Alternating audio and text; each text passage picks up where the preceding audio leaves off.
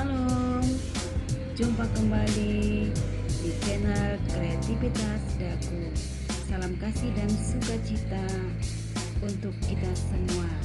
Pada video saya kali ini adalah tentang pesta ulang tahun kebaktian anak dan remaja KAKR yang ke-128.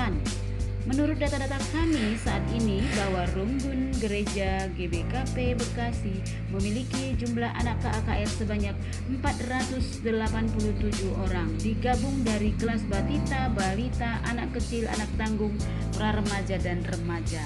Jumlah pengajar ataupun guru KAKR ada sebanyak 33 orang. Jadwal kebaktian ibadah dilaksanakan 2 kali, jam 7 WIB dan jam 10 WIB. Oke, di pesta ulang tahun anak KAKR yang ke-128 kali ini berlangsung dengan sangat meriah. Ada kue ulang tahun dan ada kembang api serta dekorasi yang sangat indah dan menarik. Berkat semua kerjasama antara guru-guru sekolah minggu dan orang tua. Semoga semua acara ini jadi berkat dan kiranya iman percaya anak KAKR semakin bertumbuh. Tuhan memberkati kita semua. Tonton terus ya video ini dan jangan lupa di like, share, dan subscribe.